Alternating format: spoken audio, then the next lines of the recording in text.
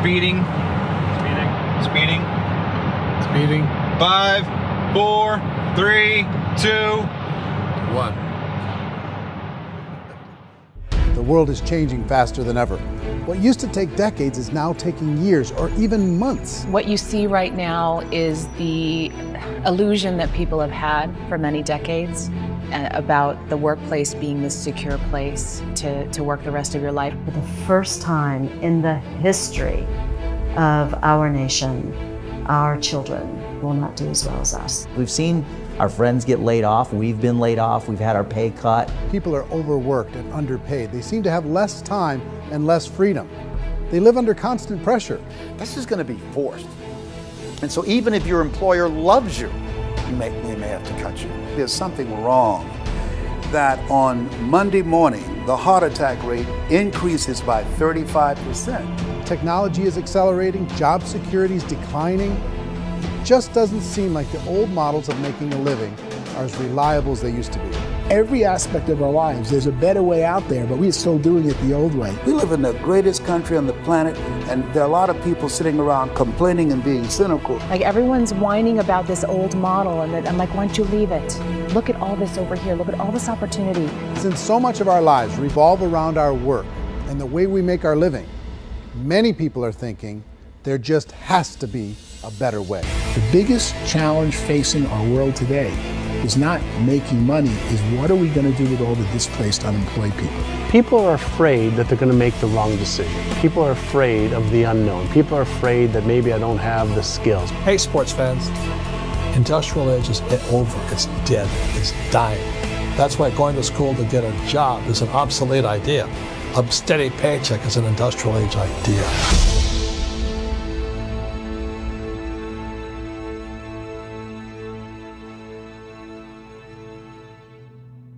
It's the search for answers that has brought us here together today.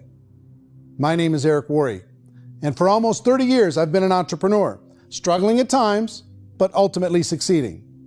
As a best-selling author, speaker, and business owner, I've spent my entire career helping millions of people around the world to become entrepreneurs. And I believe strongly that there is, in fact, a better way when it comes to how we make a living.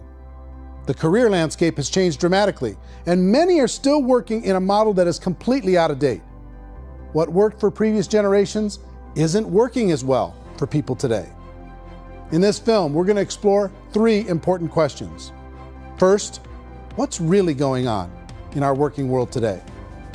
Second, in this new economy, is it better to become an entrepreneur, or is it safer to work for someone else? And third, if a person decides to become an entrepreneur and start their own business, how can they do it without taking on massive risk? To help in this journey, I've brought together some of the greatest experts and thought leaders in the field of entrepreneurship to share the real facts with you. My intention is to give you new information that will allow you to make choices that are not limited by an old, outdated model. Let's start by understanding what's going on in our working world today.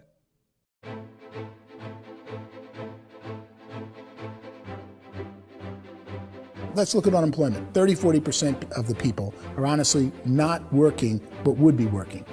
What our government does is if you haven't found a job in 6 months, we don't call you unemployed. We pretend you dropped out of the labor force. I've often said that unemployment, particularly structural unemployment, that's unemployment due to technological changes, is the first sign of economic growth. Think of it, 10 people live on an island. They go out every day and fish. One day, new technology shows up. A missionary brings them a net. Now, using the net, one pilots the boat, one throws the net. 2 fishermen can do all the work 10 used to. That's a 500% increase in productivity, 2 doing the work of 10, in one day. You don't have to learn a lot to learn how to throw a net instead of throw a fishing line. The island's got a big problem, 80% unemployment. But the island still has all the wealth of the fish because the 2 people produce as much fish as 10 did. Now, of course, looking back in history, these changes used to take thousands of years. And during that time, we went into farming and transportation. Some of us became doctors and some teachers and lawyers, and we developed all these new professions and new manufacturing jobs. Today, these changes are occurring literally in one day when a new technological advance occurs, and we don't have the social structures to deal with it or to retrain the unemployed people. So one of the things that I think is interesting as I travel across the country and really travel around the world is the way that we work and the way we get paid for work is changing pretty dramatically. On a global basis, everything is being turned upside down because of the rapidly advancing technologies. They are eliminating many jobs, and we have been left with many people not prepared for the jobs that exist. A lot of demand in public companies was to squeeze out all the fat and to get just as much margin as we possibly could, and fat equals humans. So this idea of job security in information age is so obsolete, but it's still taught inside our school system, and that's where the problem starts. There's no financial education in the school system, and people are still trained to be employees who work for that paycheck. This is a chart on the middle class. What's happening in the middle class, those that went to school, their incomes have been coming down for years. And parents still say to their kids, go to school, get a job. Now what happens to all those middle class people who are dropping off the ends of the chart? Well, they become what's called working poor. And this is what happens to working poor. But they say poverty is ending. Well, poverty may be ending, but working poverty is going up. And this is food stamp usage.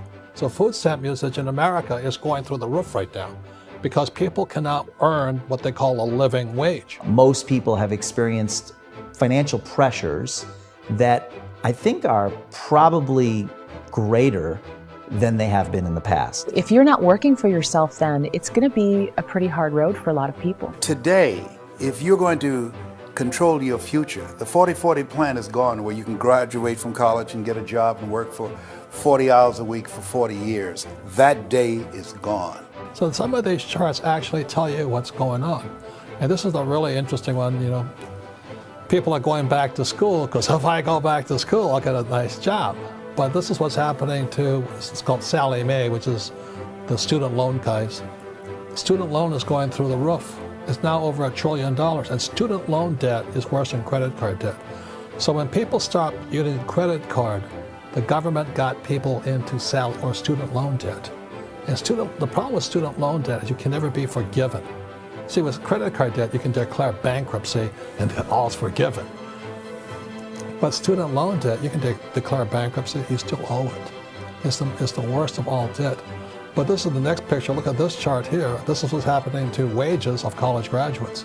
It's going down. So you go to college, you rack up all this debt, but you earn less money. Now, that's not that intelligent. Average person who's been working a lifetime in America today is ending their lifetime at 65 with about $41,000 in assets. They earned just enough to survive.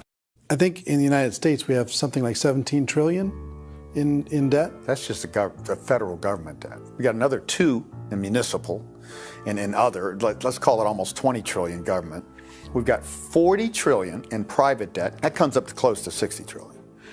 When you then add something we never had before, what you were talking about, when we look at the unfunded portion of Social Security and primarily Medicare, Medicaid, that at the most conservative estimates from outside firms, Kleiner Perkins, 67 trillion and growing.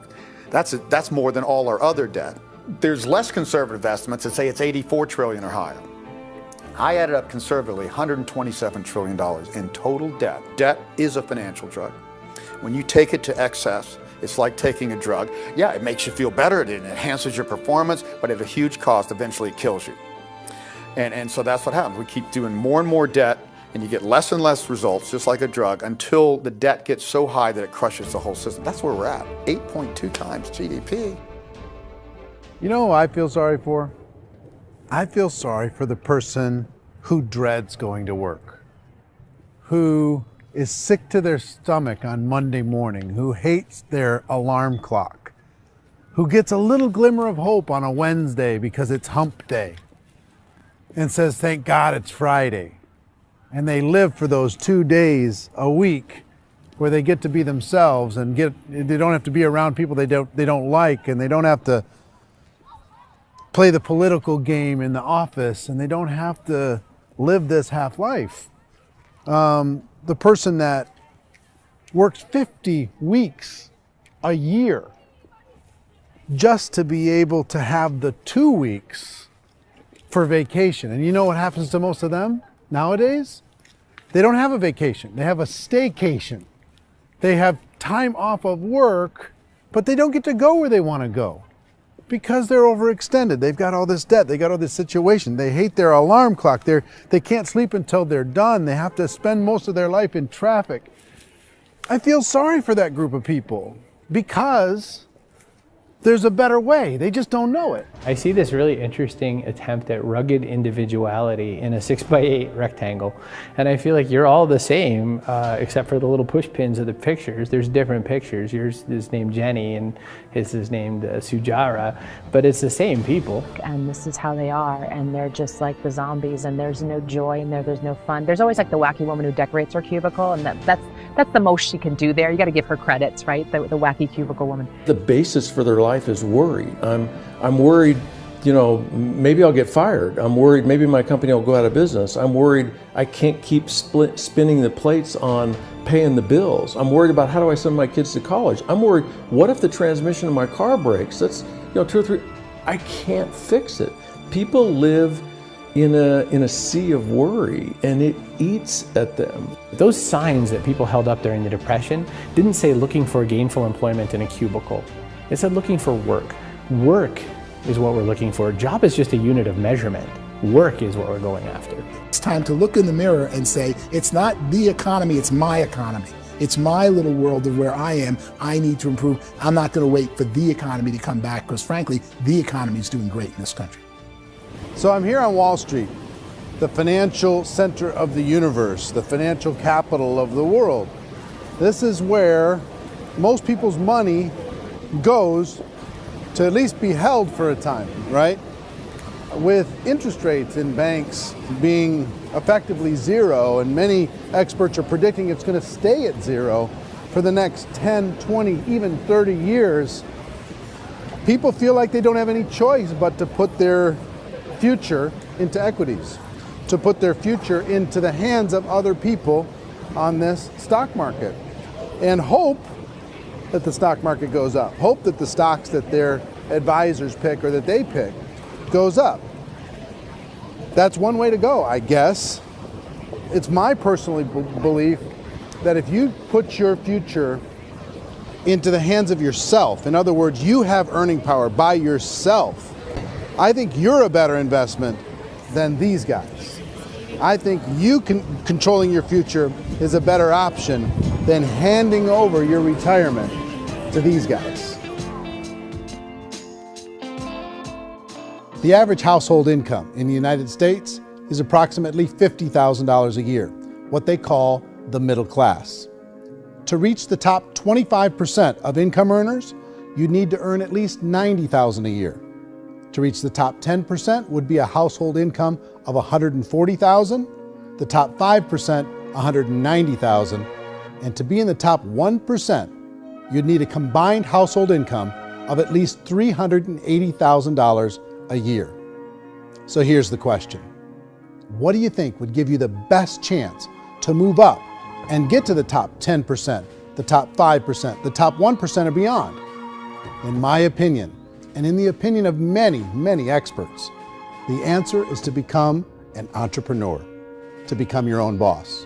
I think you have to be a business owner. I can't, the only time I ever say to someone it'd be great to be an employee is when they've already told me they've surrendered. I only tell people who are wounded spiritually that they should be an employee. And it's that feeling that you get when you pick up the backpack off the little Cub Scout and say, "Don't worry, little guy, we'll get you back to the camp." You know, it is in no way a kindness when I tell someone they'd be a great employee. The other status symbol really increasingly is lifestyle. I mean, people can own their own business, maybe even work out of their house. That, I tell you, people admire that. Like, gosh, I wish I could do that. The spirit of the entrepreneur is to be a risk taker and to be resourceful and unstoppable and to have a vision of yourself beyond where you are and not willing to settle for life as it is. Think about the great entrepreneurs. They're visionary. They have heart. They're willing to do today what others won't so they can do tomorrow what others can't. Personally, I don't think of the new economy, the old economy. I create my own economy. The entrepreneur's in control. I decide what the economy is going to be like. In the world of entrepreneurship, there are no limits. You can make as much as you want, depending on how much you want to work and how smart you are and how great a team you put together. There's no more lifetime rewarding business than being an entrepreneur. Why in America, where anyone could be anything, would people want to give up their freedom and become effectively a modern-day slave, told shut up and be here every morning at 7:30, leave at 5:30, and do what I tell you? If people decide to become an entrepreneur and work for themselves, they have some traditional options, but they're riskier than you might think. Any kind of a retail business, retail build-outs, is extremely expensive. Even just these small little yogurt stores where they're putting little yogurt machines and you get all the different flavors, you're spending $200,000, $300,000, $400,000 to open a yogurt shop. I would love to buy a Dunkin' Donuts, but it's $500,000 or so to start. I don't quite have that just in case money. Risk you can lose it all, and most guys do 2 or 3 times, and even big guys like Branson, because I'm such a fan of his, half his companies don't work. If you make $1 million, your problems are going to go. If you make $1 billion, your problem's really going to go. Just the opposite. You and I know when you're making $1 million, you got $1 million responsibilities. You make $1 billion, you got 1,000 times $1 million responsibilities. And most people say, I'd love to be my own boss. 70% of Americans would love to be their own boss, according to recent polls. But they don't know how to get there.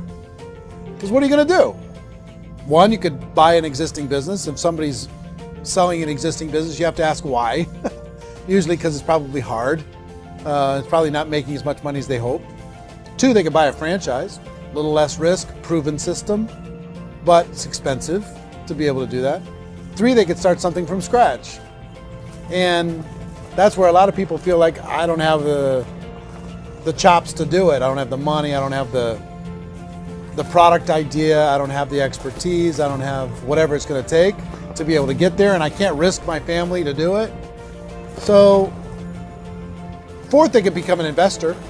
A lot of people in this town invest to try and figure out a way, but you got to be pretty smart with that game too, right? Venture capitalists, who are the very best and most sophisticated in investing in new breakthrough businesses, make it on 1 out of 11. That means 10 out of 11 are mediocre or fail. Most of them fail. That's the risk there. An angel investor is lucky to get 1 out of 15 or 20.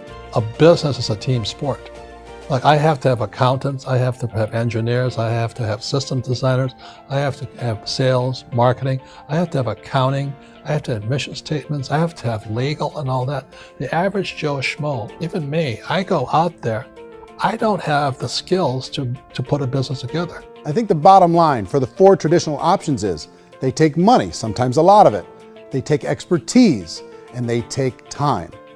All of that adds up to just too much risk for most people. I bought a business from somebody else and it was a lot of work. And you start wondering, what did I just buy? Because I guess ultimately I own your email list and I just overpaid for it. People that start their own business, they spend a lot of money, they spend a lot of time, a lot of effort to get things started.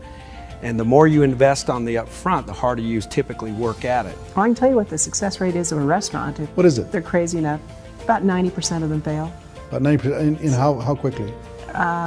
Year or less. Wow. And if we're talking non-franchise, we're talking franchise, Sure. That's totally different. Yeah. But our students aren't getting franchise restaurants. You gotta invest big money. Exactly. And with someone like McDonald's, you've had to work with the company for a long period of time, really know the To even have a chance at investing $1 million. have a chance, and it's a slim chance. What if there was a way that you had all the proven aspects, the comfort aspects, and you could still control your own life? What if there was both? In other words, you didn't have to create everything from scratch. You didn't have to be a super leader. All you had to do, what if there was a proven product already? You didn't have to create the product. And there's a proven system already, proven training already. Everything except an employer. That was the only thing that you didn't have. Do you think more people would be open to working for themselves in that environment?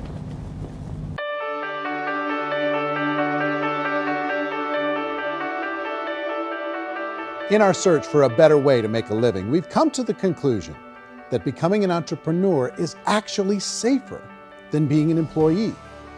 And through our look at the entrepreneurial options, one particular path kept coming up from expert after expert.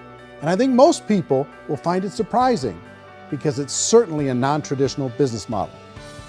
That model is for people to start their own business and become an entrepreneur through the creation of a network marketing business. Some people call it direct selling because the product is being sold directly from the manufacturer to the end consumer, cutting out the middlemen.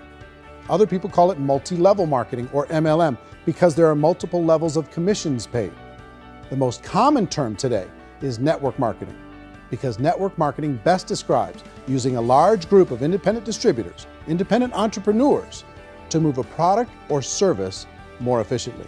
So my friend here, Donald Trump, and I, we always write about the network marketing industry. And the reason we support the network marketing industry is because it really is a business school for entrepreneurs. Because most people come out of school looking for a paycheck. Oh, that's terrible. I would go into network marketing like that.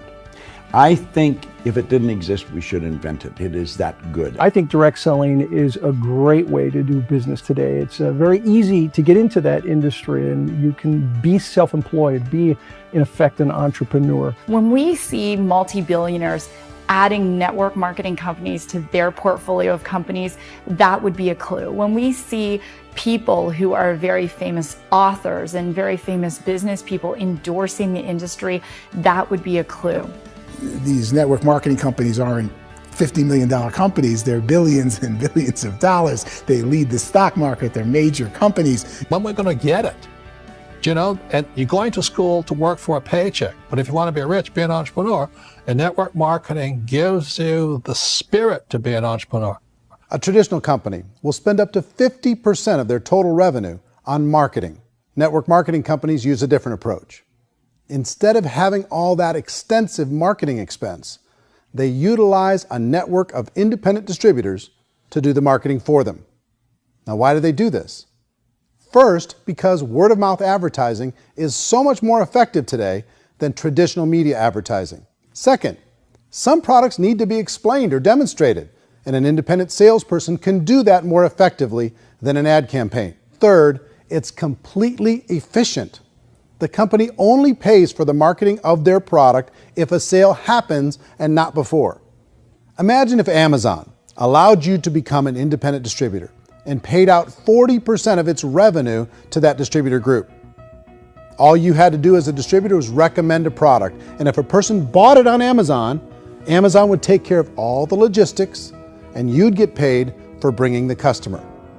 Now imagine you got paid for every purchase that customer made for the rest of their lives. Well, Amazon doesn't offer this option, but network marketing companies do. 85% of all buying decisions in our society are made as a result of word of mouth or reputation. We're recommending things to each other all the time. You know, who's your dentist? Who's your doctor? Who's your lawyer? What detergent, are you using? What legal system are you using? What product are you using? We're talking to each other about the things that we love anyway. When you go into a big box retailer, you're lucky if the clerk looks you in the eye, much less gives you any detailed or accurate information about what you're purchasing. So of course, this personal information, this education coming from a friend, a neighbor, a relative, or even a stranger, but one who has experience with the product is extraordinarily valuable. As a matter of fact, network marketing can educate consumers probably better than any other form of marketing. It certainly can do better than advertising, because advertising usually has a certain hype to it and you can only get limited information. So, network marketing trumps advertising. If you were a typical sales company and you wanted to sell $1 million a month worth of product, you might go find 100 superstar salespeople. The quota would be $10,000 a month. So network marketing as a distribution system just flips the numbers. So we use 10,000 happy, raving fans of a particular product, and we don't concern ourselves so much with how much product each one of them individually sells. If they sell just $100 or $200 a month, and there's 10,000 of them, you're selling $1 million to $2 million a month worth of product. And that's the best way I can explain how network marketing works. This is the marketing arm of the company. There's not money being wasted on bricks and mortar. There's not money being wasted on inventory that's sitting stagnant somewhere. There's not of employees standing around that don't have customers. These are people that are going to connect with customers. These companies allow people to become independent distributors for extremely low cost and with no minimum time or sales quota. Essentially, they own their own business and can provide as much or as little sales as they choose.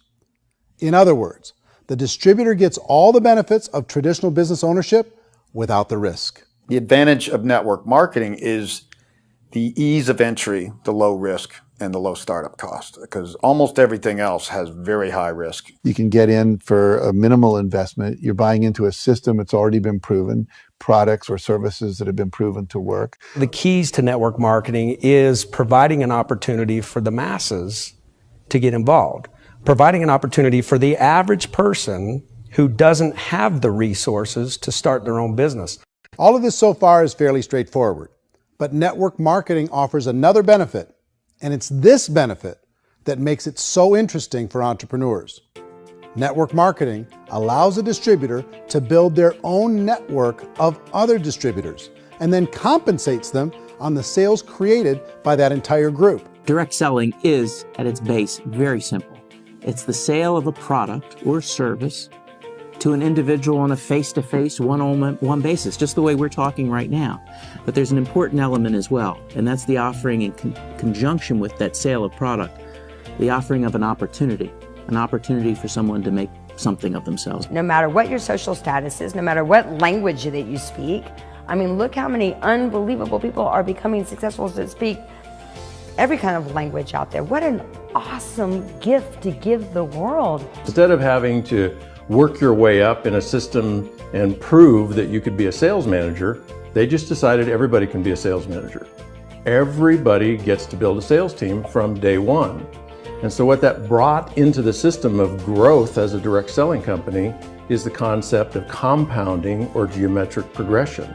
Because now you can actually grow a sales force very quickly because everybody is enrolling people in their own sales force. People who are like, oh, this is weird, I'm building a sales team, or what do you think you do at a regular company? How do you think a regular company works? Network marketing is the only industry that doesn't say your past determines your future. It looks at your past and says, okay, now what can we train you to do so you can have a great future? Every other employer out there wants to exploit you for what you already know, not teach you something new. Network marketing has the potential to save the United States and the world because it's going to teach people not to be employees, but to be entrepreneurs.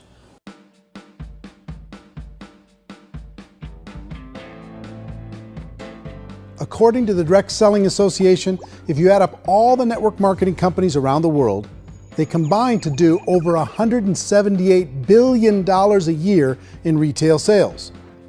To give you an idea of how big that really is, the NFL, the National Football League, does approximately $9 billion a year.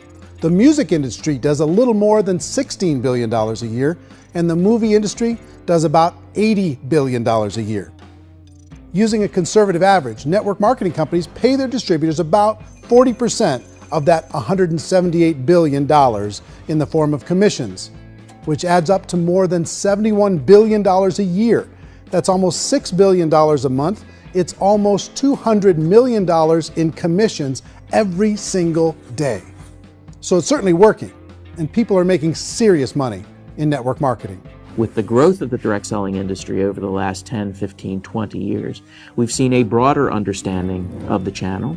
We have seen more and more people getting involved in the business, so our penetration in the marketplace has increased, and thus the understanding in the marketplace of who we are has increased. And we've seen non-direct selling companies look at the direct selling model and say, something's going on there. People are making money, companies are being profitable, individuals are being motivated, product is being delivered to market. Maybe we should explore this. Some people think only the people at the top make money.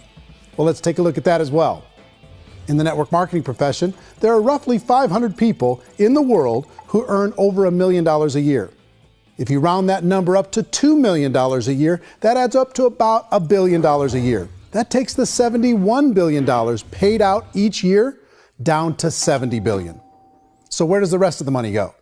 The vast majority goes to part-time people making anywhere from a few $100s a month to many thousands of dollars a month.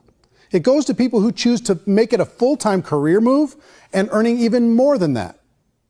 Every day, people are using the money they earn through network marketing to pay off debt, have more fun, and improve the quality of their lives. Everyone I know in network marketing has been doing that since the 50s.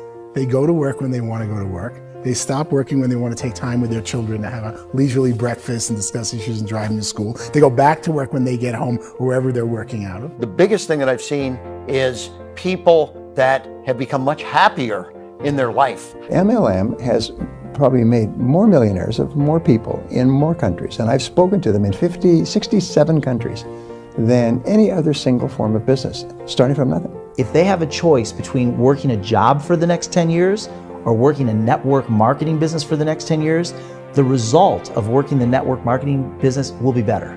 A lot of people within the industry go on and make this a career and do extremely well at it. Network marketing has been nothing but good for everyone I know that's been involved with it because they did it seriously and they played full out and they've been very successful. It's been a constant barrage of success stories and people showing off stuff that they got as a result of it. How many people are involved? Approximately 16 million Americans and 96 million people around the world are currently participating in network marketing. And in a recent poll, 82% of those people report a good, very good, or excellent experience with network marketing. So people are happy.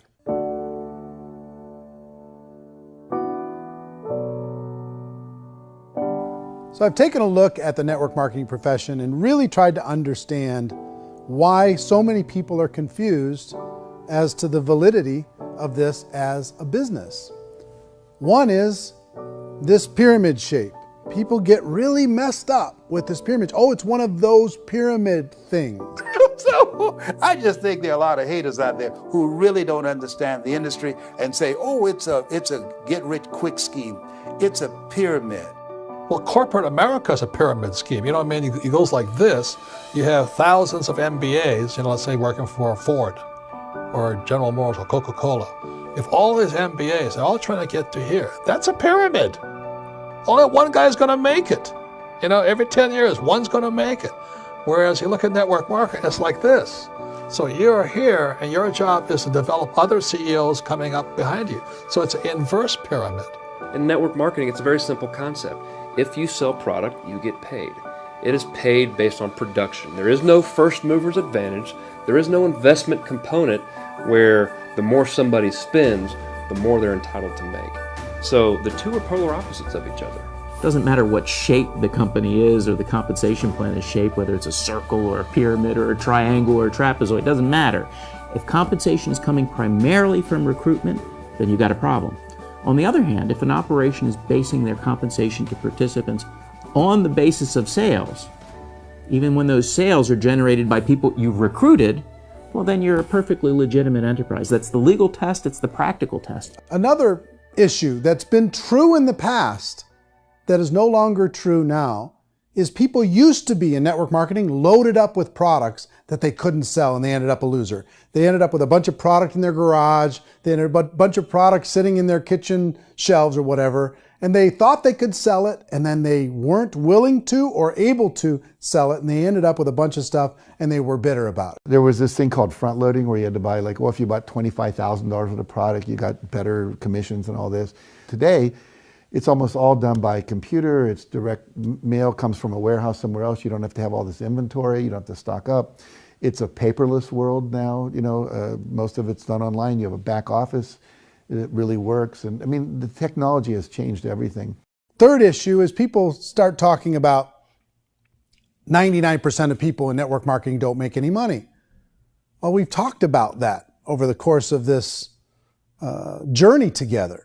Almost $200 million a day is being paid out to network marketing distributors around the world. The naysayers, the people who say that it doesn't work, are usually the ones who just don't know how to make it work for themselves. And so they're giving you an opinion, and I tell people, don't confuse people's opinions with expertise, because opinions are free.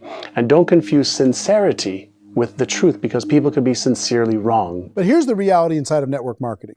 The vast majority of people that get involved in network marketing just become customers and they get involved to be able to purchase product at a lower price. If you take Costco as an example, if a person goes into Costco and gets a membership to Costco so they can get a lower price on the product, we don't call that person a loser because they have a bunch of product that they walked out with a smile on their face. Yet when some people want to take a look at network marketing, they say, well, those people, they're just using the product and they aren't earning an income, so they must be a loser. They're not a loser, they're a happy customer. That's the vast majority of people that are involved in network marketing. Now, a smaller percentage of those people decide to go build a business. They earn $300 a month, $500 a month, $1,000, $2,000.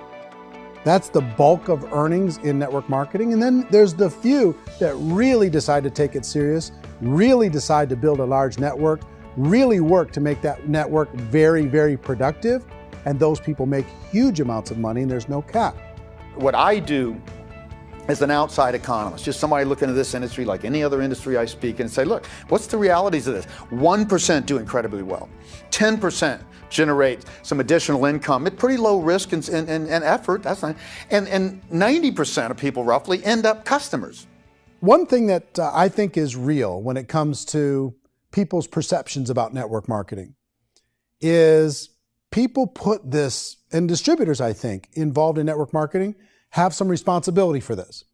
They have sometimes unrealistic claims about the product or about the income. Most people who become distributors, they want the money, they want to be successful, but they don't have the skills. They don't know what to do. And when people don't know what to do and they're in a new business, they're scared. And when they're scared, they panic and desperation kind of sets in. So they think everyone they talk to has to get in. So if I talk to you and you say, well, no, I don't have time to do that, they're like, no, I need you. You have to do this or I won't be successful. So I start clawing on you. I start that desperation. So then I start making claims about the product, which are not appropriate, probably not even true. Or I start saying, oh, let me show you how you can make all this money and you don't have to do anything, Eric. And so you just totally misrepresent the opportunity, and you're clingy with people because you think you need everybody to be successful, and you don't. You know, one of the messages that I try to deliver most forcefully to companies as well as salespeople in direct selling is that you don't have to overpromise. The reality is in network marketing, there's a lot of hard work involved. There's a lot of effort. You're going to have to develop yourself. It's a business like anything else. It's going to take some time, but in my opinion, it's better.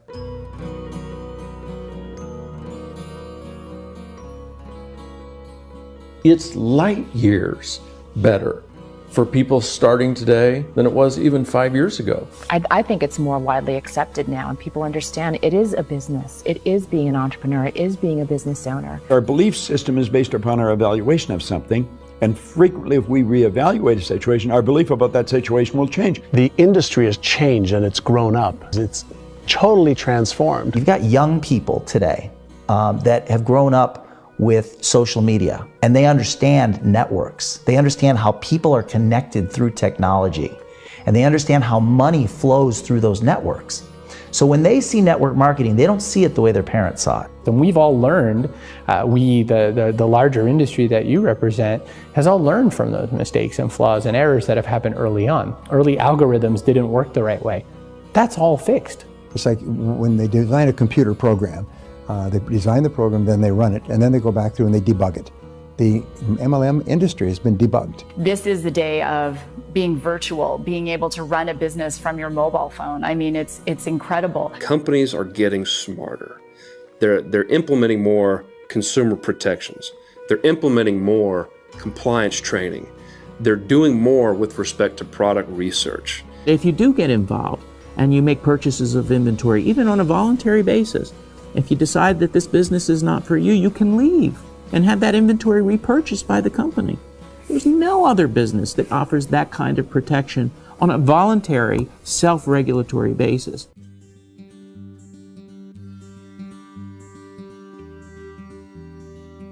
If you decide to look further into a network marketing business in order to generate more cash flow for your family, I would recommend reviewing the following 4 elements. First is the product or service. And on the product or service, I would ask 5 important questions. 1, do you like it? Is it something you would feel comfortable sharing with others? 2, is there a recognized need in the marketplace? It's hard to create a need if one isn't naturally there.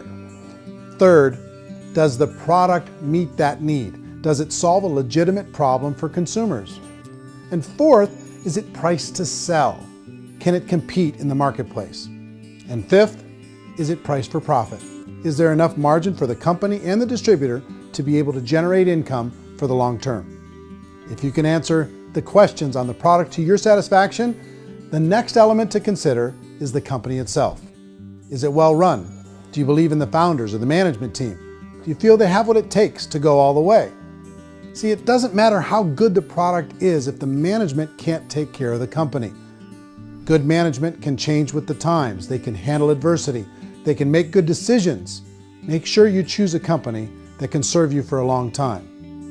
The third element to consider is the compensation plan. And with that, there are 3 important things to look at. First, a brand new person needs to be able to generate some money fairly quickly.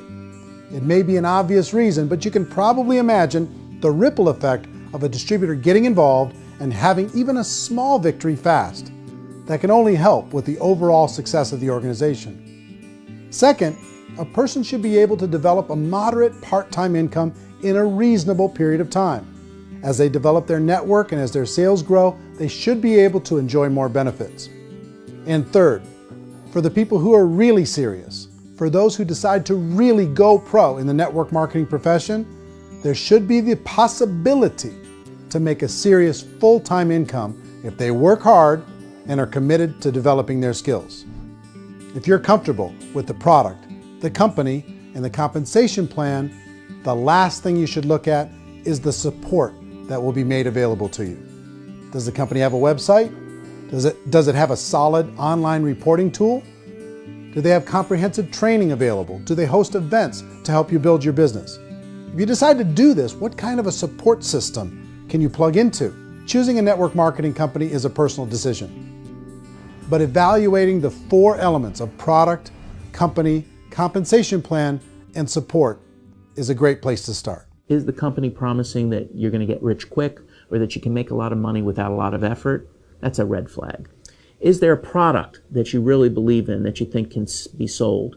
Or are you being told by salespeople or the person who's trying to recruit you or by the company itself that don't worry about the product, all you have to do is recruit other people into the business? Red flag, warning sign. If you're hearing that, take a second or even a third look. Get to know the customers, the products, the business, have some success, and see where the opportunities might take you to move up in the organization. You want to find out how concerned are they about my education, my training, and my development? Is there a space for me to grow?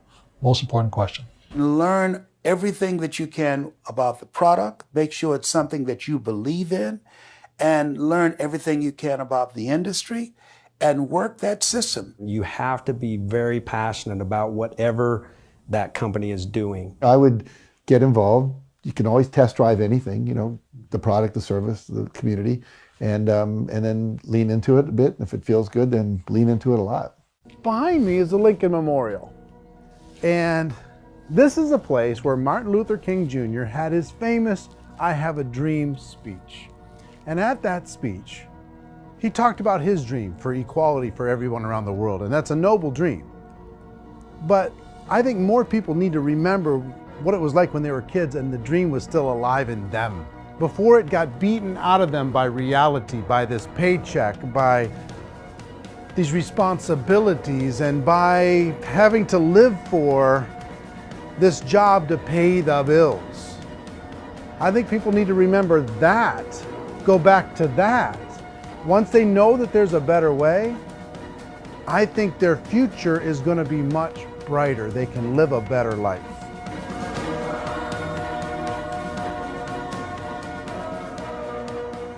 So if you're considering getting involved in a network marketing company, let me offer you just a few pieces of advice. First, network marketing isn't perfect. It's emotional, it's challenging. Like any entrepreneurial venture, it can have its up days and its down days. But if you have an entrepreneurial bone in your body, it's just better. Second, if you're gonna do it, decide to be professional. Decide to go pro. It's better to do that than just be this amateur sticking your toe in the water. Third, as any professional, you're gonna have to learn some new skills. And I promise you, inside of the network marketing profession, they're not too difficult to learn. Fourth, like anything worthwhile, it's gonna take some time. Don't expect that you're gonna get to the finish line right out of the gate. And fifth, it's worth it. It's worth it to be able to take charge of your life again. It's worth it to be able to control your own financial situation. It's worth it for the people you're going to be able to spend time with.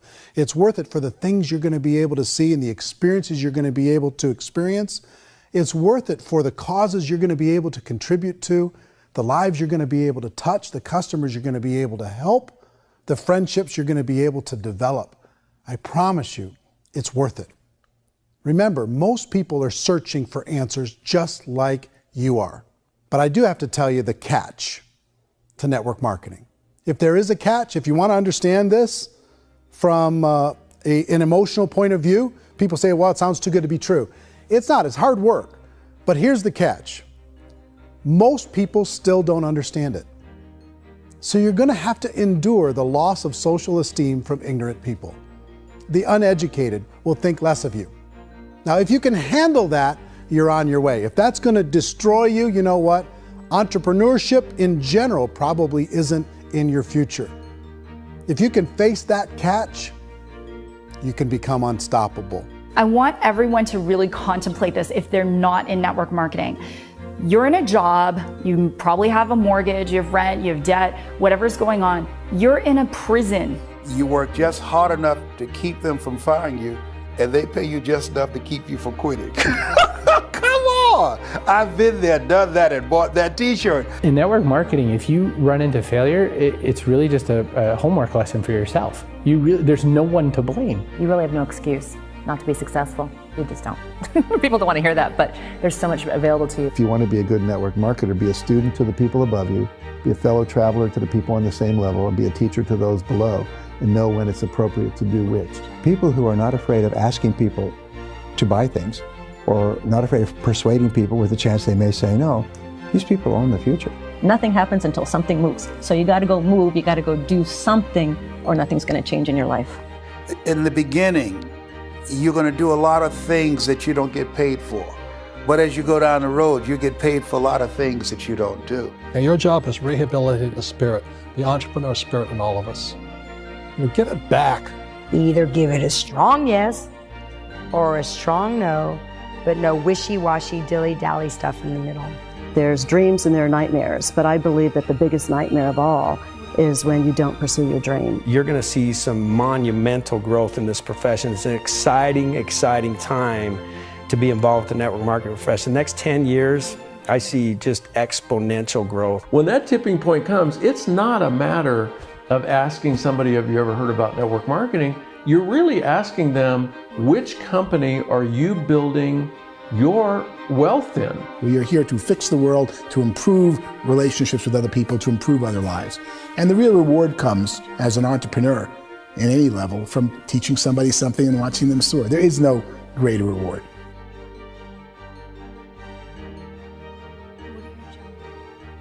Life's too short to spend it living someone else's dream instead of your own. It's too short to spend it living at a fraction of your potential. Can being an entrepreneur be a challenge at times? Sure. But here's what you get in exchange. It can be yours. Something that you built, something that you created, something that you made happen. This balloon represents your dream. It represents entrepreneurship. My wish for all of you is that you would reach out and grab it. The choice is up to you.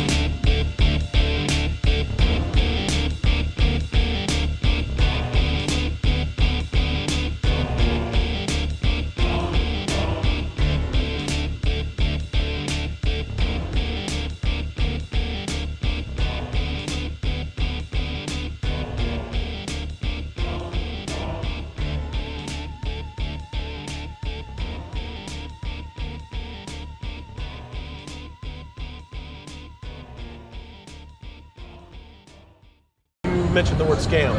Why did you mention the word scam? The only reason it is a scam is because